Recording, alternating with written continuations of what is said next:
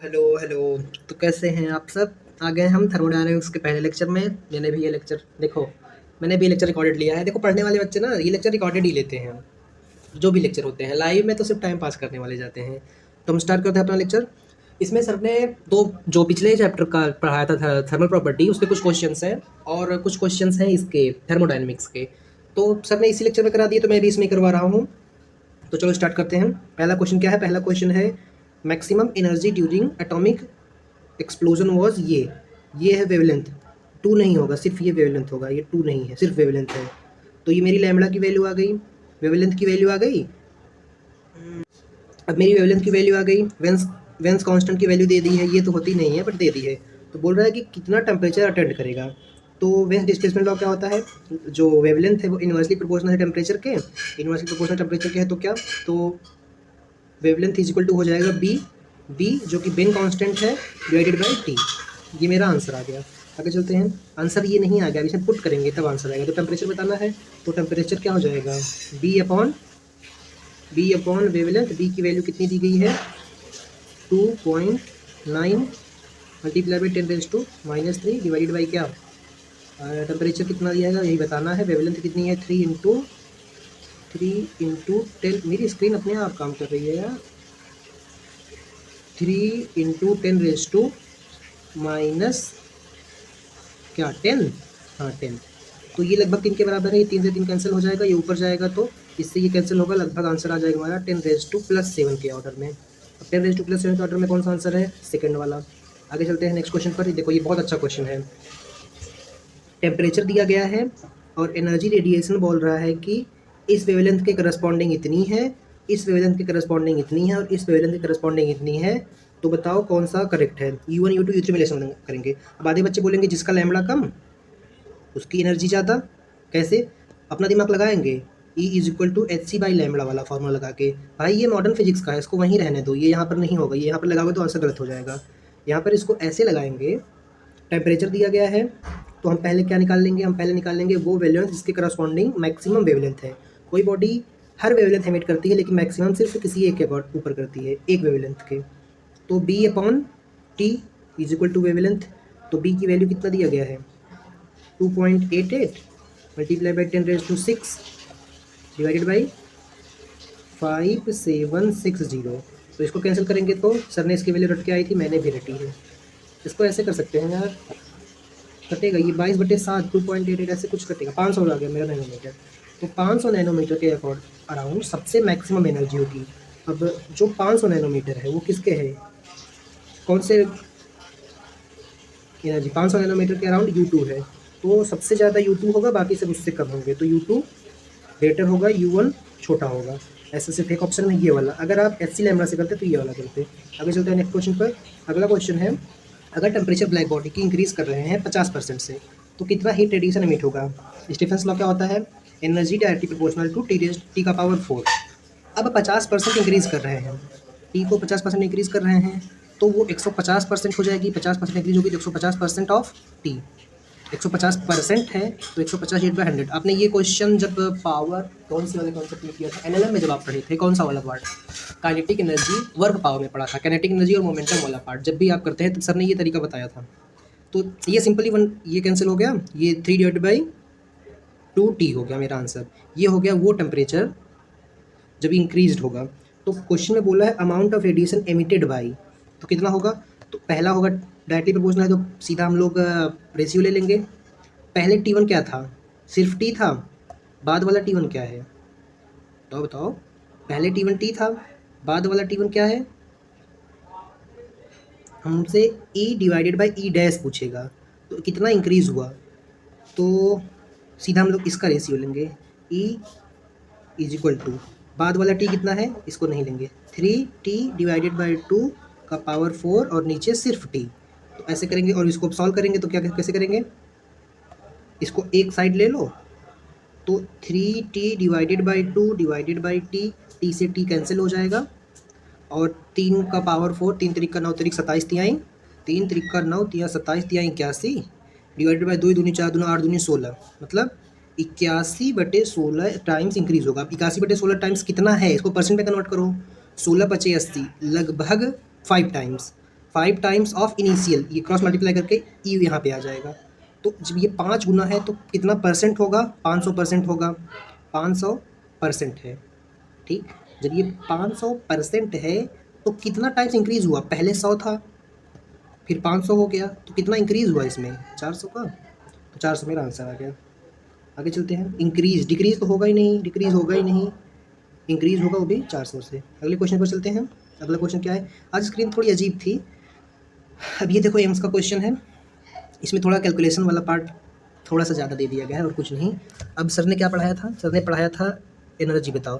तो energy per unit time पर unit area क्या होती है, सिग्मा ई टी का पावर 4 इंटू एरिया। ठीक है, तो मुझे सिग्मा की वैल्यू आपको याद होनी चाहिए।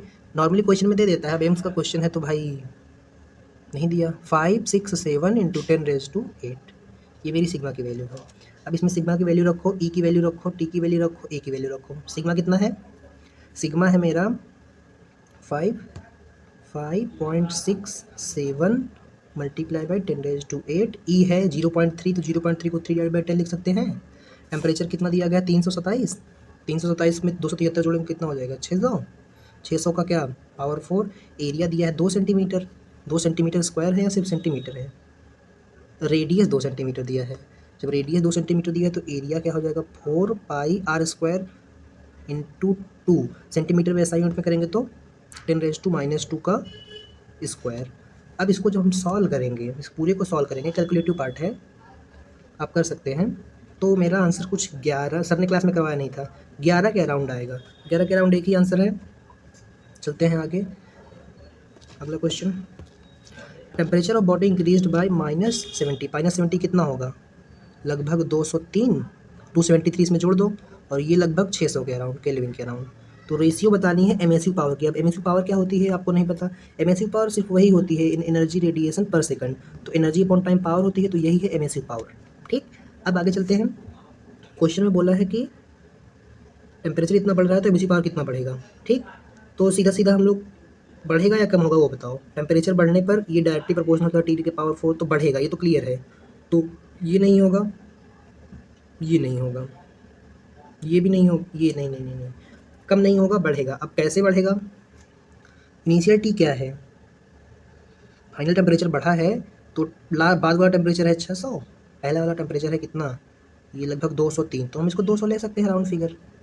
2 से 2 कैंसिल, 2 से 0 0 कैंसिल, 2 3 6, तो 3 का पावर क्या आ जाएगा, 3 3 का 9 3 27, 3 81, मेरा आंसर 4। आगे चलते हैं। अगला क्वेश्चन क्या है, स्फेरिकल ब्लैक बॉडी है जिसका रेडियस दे दिया है, पावर दे दी है, 50 केल्विन टेम्परेचर दे दिया है, टेम्परेचर भी दे दिया है ना, टेम्परेचर दे दिया है। तो बोल रहा है अगर रेडियस हम आधा करेंगे और टेम्परेचर को डबल करेंगे तो पावर कितनी हो जाएगी। अगर हम ऐसा करेंगे तो क्या होगा, तो सिंपली हमको पता है एनर्जी क्या होती है, क्या है पावर, पावर मतलब E/T, रेडिएशन पर सेकंड क्या होती है, ये होती है अपनी R की, और एरिया मतलब T की पावर 4 इंटू एरिया इंटू ई। अब इसमें कहीं पे ब्लैक बॉडी दे दिया है क्या, ब्लैक बॉडी दे दिया है तो ई की वैल्यू 1 आ जाएगी। ठीक है, टी की पावर 4 एरिया, हाँ ठीक है। तो अब हम क्या करेंगे, अब हमको पता है कैसे डायरेक्टली प्रोपोर्शनल है, डबल है ना, तो रेशियो निकालनी है। अब अगर पहले पावर 450 है तो उसमें चेंजेस करने पे कितना हो जाएगा, तो टी के पावर 4 एरिया में R² आ जाएगा 4πr², तो इसके प्रोपोर्शनल। तो हम इसमें ऐसे चेंज करके देख लेते हैं। पहले रेडियस 12 सेंटीमीटर था, रेडियस को आधा किया, 12 का आधा मतलब 12 का आधा आप मत करो, ऐसे रेशियो बेस्ड क्वेश्चन मत किया करो, सीधा 12 का आधा किया तो रेडियस हाफ हो गया, हाफ का स्क्वायर। अब टेम्परेचर को डबल किया मतलब टेम्परेचर को 2 टाइम्स किया, सीधा 2 का पावर 4। अब इसको सॉल्व करो, 2 दूना 4 दूना 8 दूनी 16, मल्टीप्लाई 1/4, तो ये इससे कैंसिल हो गया, मतलब 4 टाइम्स हो जाएगा इनिशियल पावर का। इनिशियल पावर कितना है 450, 450 मल्टीप्लाई बाई 4 हो जाएगा लगभग मेरा 4 चौक 16, 1600 से ज़्यादा 5 चौक 20, 1600 प्लस 200 मतलब 1800, ये मेरा आंसर। आगे चलता है अगले क्वेश्चन पर। अगला क्वेश्चन क्या है, total energy radiation per unit area normal to direction of incident received at R, centre of star is this, centre of star का रेडियस आर है, आउटर सरफेस पर है, radiate black body, temperature T kelvin. तो हमको क्या बताना है, हमको टोटल एनर्जी बतानी है। सर ने बताया था पूरा क्लास में, अगर ये सन या स्टार है, यहाँ पर हम अर्थ पर हैं, ये एक आर रेडियस का लूप बनाएगा कॉन्सेंट्रिक, तो इस पर जितनी एनर्जी पड़ेगी इसका क्या फार्मूला होता है, देखो एकदम सिंपल फार्मूला होता है, डिक्टो स्टेफन्स लॉ के जैसा। अब स्टेफन्स लॉ क्या था, आपको यही नहीं याद होगा, स्टीफेंस लॉ अपना था, लाइट कट गई मेरे यहाँ। स्टीफेंस लॉ क्या था? अरे यार, स्टीफेंस लॉ था ई। तो इसमें हम सन का टेम्परेचर कैसे निकालते थे बताओ? सिंपली सारी चीज़ें सेम रहती थी, सारी चीज़ें सेम रहती थी। ई बराबर T, E divided by T का फॉर्मूला सीधा लिखते थे। क्या लिखते थे? आर सिग्मा टी का पावर 4। अब सन का कितना है? सन मतलब यहाँ पर जिसका रेडियस आर है स्टार का, आर स्क्वायर। बस सिर्फ ये स्टीफेंस लॉ है। अब मुझे अगर टेम्परेचर का फॉर्मूला लिखना है, इसका टेम्परेचर बताना है हमको, तो टेम्परेचर के फॉर्मूले को टेम्परेचर निकालने के लिए सन का सिर्फ यहाँ पर जो बड़ा वाला रेडियस हम लोग माने हैं ना, उसके स्क्वायर से डिवाइड कर दो, आंसर आ जाएगा। ये याद करने का तरीका है, एक्चुअल में कॉन्सेप्ट नहीं है। लेकिन अगर आपको टेम्परेचर निकालना है तो सिर्फ आप ऐसे करके निकाल सकते हैं। चलिए निकालते हैं। कहाँ पे थे? अब इसको इस साइड लेके आओ, इसको इस साइड लेके आओ, इसको इस साइड लेके आओ, इसको इस साइड लेके आओ। लेकिन एक सेकेंड, हमको टेम्परेचर नहीं निकालना है, हमको सिर्फ हीट रेडिएटर एनर्जी बताना है। तो एनर्जी तो यही हो जाएगी भाई, एनर्जी यही हो जाएगी। जब स्टार जो है तो इस पर एनर्जी पूछ रहा है कितना होगी, ये कितना एनर्जी रिसीव करेगा, तो ये इतना एनर्जी रिसीव करेगा। Outer surface radiate black body. तो ये अब हम देखते हैं कि ये कहाँ पर है, सिग्मा। देखो 4 पाई आएगा नहीं, 4 पाई आएगा नहीं। आर का पावर कहाँ से 4 आएगा बे? सेम डायलॉग सर ने क्लास में बोला था। टी का पावर 4 है, ऊपर आर स्क्वायर रहना चाहिए और सिग्मा रहना चाहिए, नीचे कैपिटल आर। ये आर और आर ध्यान रखना, कंफ्यूज मत होना। अब देखो इसमें, देखो इसमें अलग चीज़ पूछ लिया। इसमें पूछ लिया कि rate of energy production is Q, दे दिया है। रेडियस ऑफ स्टार, देखो इसमें आर कैपिटल आर दे दिया। स्टार जो था यहाँ पर हम लोग जो लिए थे और यहाँ पर अर्थ है, तो इसको इस बार स्मॉल आर, इसको कैपिटल आर ले लिया। तो what will be temperature of star. अब देखो, अब टेम्परेचर वाला फार्मूला निकालेंगे। सोलर कांस्टेंट के लिए सारा टेम्परेचर वाला फार्मूला लगवाया था। अब टेम्परेचर वाला फार्मूला कैसे? यहाँ पे ऐसा कुछ सीन है ही नहीं, सिर्फ ये अकेला है। तो इसका क्या मतलब होगा? इसका ये मतलब होगा कि यहाँ पर 2 आर आएंगे ही नहीं, सिर्फ एक ही आर होगा। सिर्फ ये, ऐसा कुछ नहीं है, सिर्फ ऐसे है, एक आर है, इसका टेम्परेचर बताना है। अब इसको ऐसे निकालेंगे कि कितना एनर्जी रेडिएट करेगा, उसको क्वेश्चन में क्यू दे दिया गया है। तो जो क्यू होगा, क्यू मतलब एनर्जी अपॉन टाइम को क्यू दे दिया है इसने। इतना एनर्जी रेडिएट कर रहा है 5 minute time. E by T का आंसर क्या आ जाएगा? इसका होगा सिंपली सिग्मा हो गया, टी का पावर 4 हो गया एरिया। अब एरिया क्या होता है स्टीफेंस लॉ के according? 4 pi R square. Cross multiply करके सीधा टी को निकाल लो। कैसे? टी का पावर 4 हो जाएगा, इसको क्यू दे दिया गया है तो हम इसको सीधा क्यू लिखेंगे, सिर्फ Q divided by 4 pi R square sigma. अब हम इसको अगर इस साइड लेके जाएंगे तो यहाँ पर पावर 1/4 हो जाएगी अगर इसको काटेंगे। तो ऐसा कहाँ दिया गया है? Q divided by 4 pi R square 1/4, 4 pi R square. ये देखो, ये वाले ऑप्शन में दिया गया है। आगे चलने के लिए क्वेश्चन पर। अगला क्वेश्चन क्या है? ये बहुत ही अच्छा क्वेश्चन है, मल्टी कॉन्सेप्ट टाइप क्वेश्चन है। आधे बच्चे इसको नहीं कर पाएंगे फर्स्ट अटेम्प्ट में, बट अगर सीख जाएंगे तो कर लेंगे। इसमें हमको क्या दिया है? पावर बतानी है कितना टाइम्स बढ़ेगी अगर वेवलेंथ इतना टाइम हो रही है। तो सबसे पहले हमको लैम्बडा और टी के बीच का रिलेशन का यूज़ करके हमको दूसरा वाला टेम्परेचर निकालना होगा। और फिर दूसरा वाला टेम्परेचर क्या होता है? एनर्जी अपॉन टाइम पावर होती है, वो प्रोपोर्शनल होगा टी के पावर 4 के। तो हम पहले दूसरा वाला पावर निकालेंगे लैम्बडा का यूज़ करके, वेवलेंथ का यूज़ करके, फिर हम दूसरे वाले टेम्परेचर को इसमें पुट कर देंगे, हमारा आंसर आ जाएगा। तो लैम्बडा, ये देखो इनवर्सली प्रोपोर्शनल है, तो लैम्बडा 1 T1 या लैम्बडा 1, सीधा मैं वेवलेंथ लिखता हूँ, वेवलेंथ 1, इसको सिर्फ टी लिखूँगा। और इनवर्सली प्रोपोर्शनल है वेवलेंथ नंबर 2 और टी डैश के, मुझे टी डैश चाहिए। तो टी डैश क्या हो जाएगी? ये इक्वल हो जाएगा, इक्वल का साइन आ जाएगा। और टी डैश क्या हो जाएगी? Lambda 1 T divided by wavelength of second. अब इसको कैसे निकालेंगे? पहले वेवलेंथ क्या थी? लैम्बडा नॉट, फिर टेम्परेचर टी, बाद में वेवलेंथ कितनी हुई? 3/4 इंटू वेवलेंथ। तो ये 4 ऊपर चला जाएगा, और जब ये ऊपर चला जाएगा तो क्या हो जाएगा? 4 lambda naught divided by lambda naught into T. Lambda से लैम्बडा कैंसिल, टेम्परेचर क्या आ गया? 4 टाइम्स। टेम्परेचर मेरा कितना टाइम्स आ गया है? 4 टाइम्स नहीं, 4/3 टाइम्स। यहाँ पर भी 3 था ना, नीचे वाला 3। तो मेरा जो टी डैश है वो 4/3 टाइम्स आ गया ओरिजिनल टेम्परेचर के। अब इसको हम एनर्जी वाले फॉर्मूले में रख देंगे। कैसे? ऐसे, एनर्जी डायरेक्टली प्रोपोर्शनल है टी के पावर 4 के, ठीक है। तो पहला टेम्परेचर टी, दूसरा टेम्परेचर टी डैश। हमको निकालनी कौन सी एनर्जी है, कितनी टाइम्स इंक्रीज होगी, मतलब ई डैश निकालनी है। तो इसका उल्टा रखते हैं। इसका उल्टा रखने के लिए ऊपर टी डैश रखेंगे, नीचे टी रखेंगे। अब टी डैश कितना है? ये वाली एनर्जी चाहिए, इसको पलट देंगे तो सीधा सीधा इससे मल्टीप्लाई हो जाएगा। तो ये टी डैश कितना है 4/3 times of T divided by T, इसके पावर 4 है डिवाइडेड बाई टी, तो इसको बड़े में ले लेंगे और फिर ये टी से टी कैंसिल। 4/3 का पावर 4 कितना होगा, 4 चौक 16 चौक 64 चौक है 256, इतना आपको याद हो। 3 3 का 9 27 दिया 81, अब 81 आ गया is equal to E dash upon E, मतलब जो ई डैश है एनर्जी कितना टाइम्स इंक्रीज हुई 256/81 टाइम्स। तो ये मेरा कौन सा वाला आंसर है 256 81, ये वाला आंसर है। आगे चलते हैं अगले क्वेश्चन पर। थ्योरेटिकल क्वेश्चन है, इसमें सॉलिड स्फीयर दिया गया है, एक सॉलिड क्यूब है, सेम मटेरियल का है सेम वॉल्यूम का है, तो हमको rate of heat loss per second बताना है। एक सॉलिड स्फीयर है, एक सॉलिड स्फीयर है, एक सॉलिड क्यूब है, तो हमको हीट लॉस बताना है। तो जिसका एरिया ज़्यादा, heat loss per second directly proportional to area होता है, तो जिसका एरिया ज़्यादा ई बाई टी, जिसका एरिया ज़्यादा उसका लॉस ज़्यादा, जिसका एरिया कम उसका लॉस कम। तो फिर किसका कौन सा वाला आंसर आएगा, देखो एरिया किसका ज़्यादा होगा।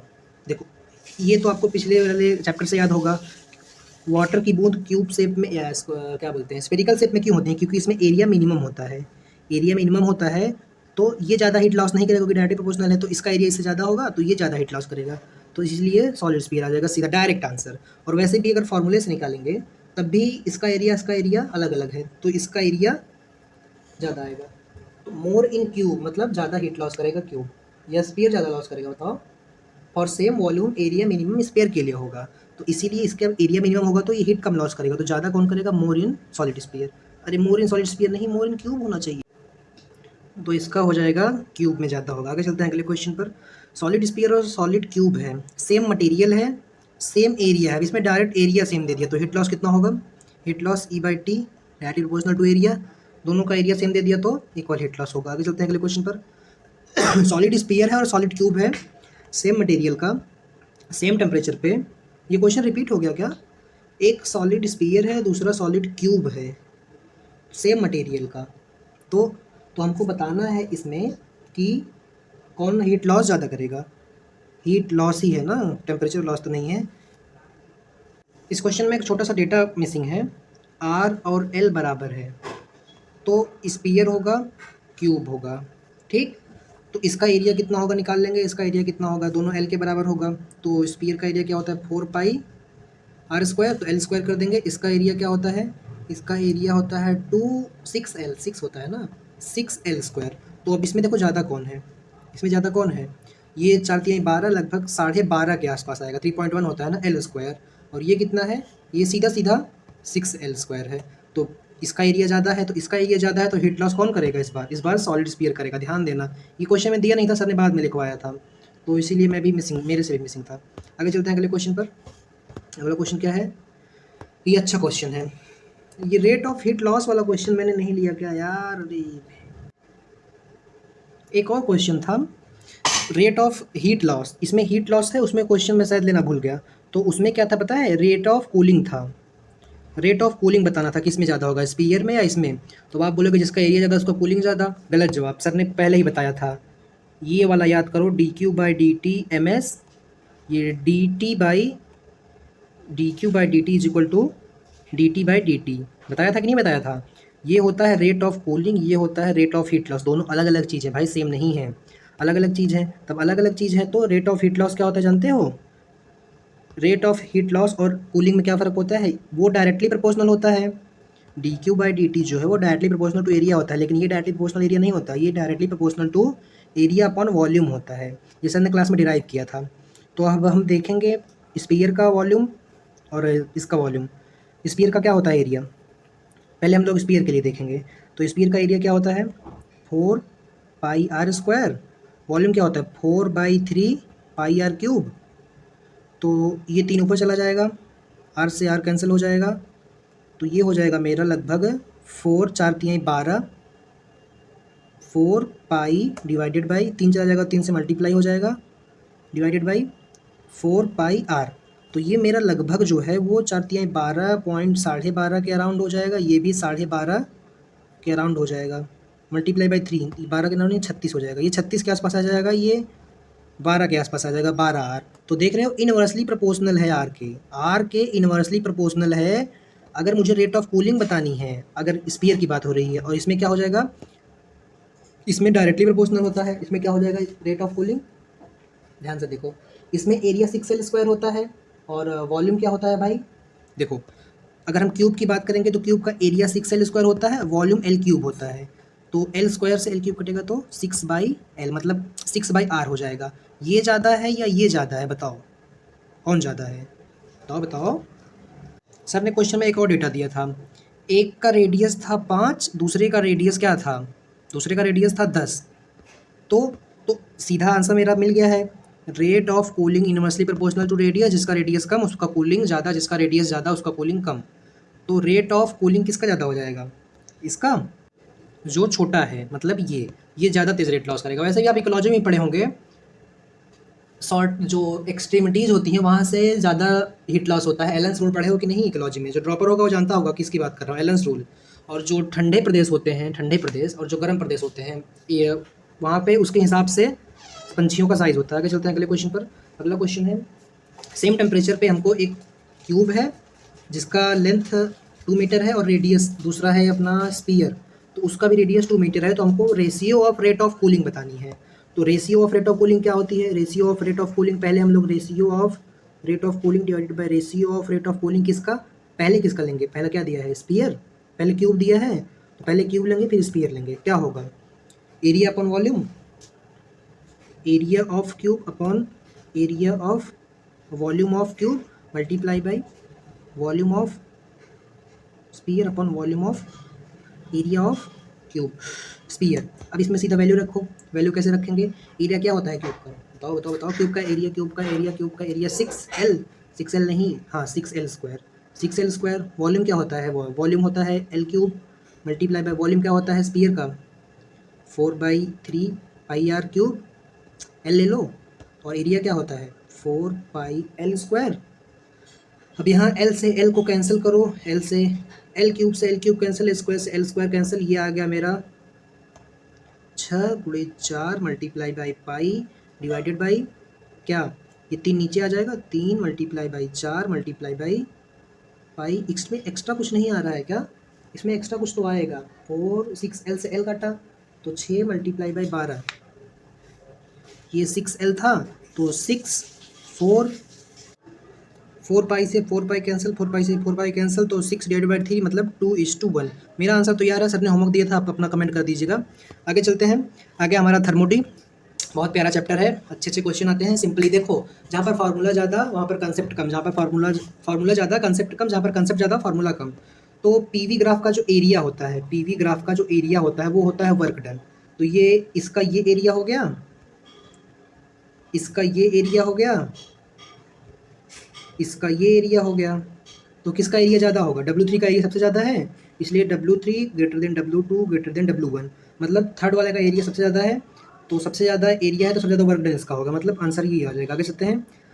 अब इसमें ये क्वेश्चन में थोड़ा सा करेक्शन है, इसको सर ने बाद में लाइन यहाँ तक खींची। अब बोला है कि बताओ किसका किसका ज़्यादा होगा वर्क डन, तो वर्क डन जो V के अलॉन्ग है उससे लेते हैं। तो ये एक मेरा एरिया आएगा शेडेड रीजन, और ये मेरा दूसरा एरिया आएगा, कौन सा वाला, ये वाला पार्ट, ये वाला एरिया।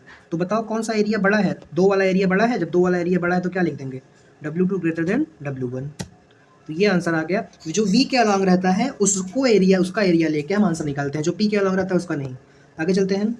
पता नहीं बच्चे इसमें जवाब गलत कैसे देते हैं, जब क्वेश्चन में दे बोल दिया कि पीवी ग्राफ का एरिया जो है वो बताता है वर्क को, तो इसमें अगर 4 ऑप्शन इंक्रीजिंग डिक्रीजिंग दे दिया तो ये तो स्लोप इंक्रीज डिक्रीज हो रही है, मतलब या तो फिर प्रेशर इंक्रीज हो रहा है डिक्रीज हो रहा है। तो जो V के अलॉन्ग है ये वाले पार्ट में एरिया तो बढ़ते ही जा रही है ना, इसकी एरिया फिर प्लस इसकी एरिया फिर प्लस इसकी एरिया फिर प्लस इसकी एरिया फिर प्लस इसकी एरिया, एरिया तो कंटिन्यूअसली बढ़ रहा है ना, तो एरिया कंटिन्यूअसली बढ़ेगा तो वर्क भी कंटिन्यूअसली इंक्रीज होगा, तो 1 आ जाएगा। अब इस क्वेश्चन में, अब भाई उसको उल्टा करो या नीचे करो, इतने में जितना एरिया होगा ये इसमें जुड़ते जाएगा, इसका एरिया प्लस होते जाएगा, धीरे धीरे प्लस ही हो रहा है, तो जब एरिया प्लस होते जाएगा तो कंटिन्यूअसली इंक्रीजिंग वर्क हो जाएगा। आगे चलते हैं। ये क्वेश्चन में देखो, अब इसका जो एरिया है V के अलॉन्ग ये पूरा एरिया है और इसका एरिया ये है, तो बताओ इसमें सीधा सीधा आंसर आ जाएगा V1 ग्रेटर देन V2, मतलब ये अगर 1 है ये 2 है तो V1 will be greater than V2। आगे चलते हैं अपने अगले क्वेश्चन पर। अगला क्वेश्चन, एक क्वेश्चन और दिए थे सर, ऐसे एक क्यूब बना दिए थे, 1 2 3 4 प्रोसेस दे दिए थे और क्लॉकवाइज था। तो जो एरिया ऑफ लूप होता है अगर कोई लूप बना है, स्क्वायर बना है, रेक्टेंगल बना है, सर्कल बना है, ट्रायंगल बना है, तो जो लूप का एरिया होता है वो वर्क डन होता है। वो सर नेक्स्ट लेक्चर में समझाएंगे, बट क्वेश्चन दे दिए तो मैंने बता दिया। और अगर क्लॉक वाइज, देखो ये क्लॉक वाइज है, तो क्लॉक वाइज इंसान अच्छा होता है, इंसान उल्टा कब होता है? घड़ी जब उल्टी चलने लगती है तो समय खराब हो जाता है। तो एंटी क्लॉक वाइज निगेटिव हो जाएगा वर्क, और क्लॉक वाइज पॉजिटिव हो जाएगा, और एरिया ऑफ लूप हो जाएगा अपना क्या। आधे बच्चे इसका जवाब दे रहे थे 0, वो सोच रहे थे घूम के फिर से यहीं आ रहा है तो ऐसे कैसे। तो आपको बता दूं, होमवर्क जो है, होमवर्क WT HW, वो पाथ फंक्शन होता है, वो स्टेट पे डिपेंड नहीं करता है। ध्यान देना, सिर्फ यही दो चीज़ है, एक हीट और एक वर्ग, यही दोनों पाथ फंक्शन है। ठीक है, लेक्चर खत्म होता है, तब तक के लिए ओके बाय। कल का लेक्चर कल आएगा, तब तक मैं NLM भी कंटिन्यू करूँगा। मिलते हैं फिर अगले लेक्चर में, तब तक के लिए ओके बाय।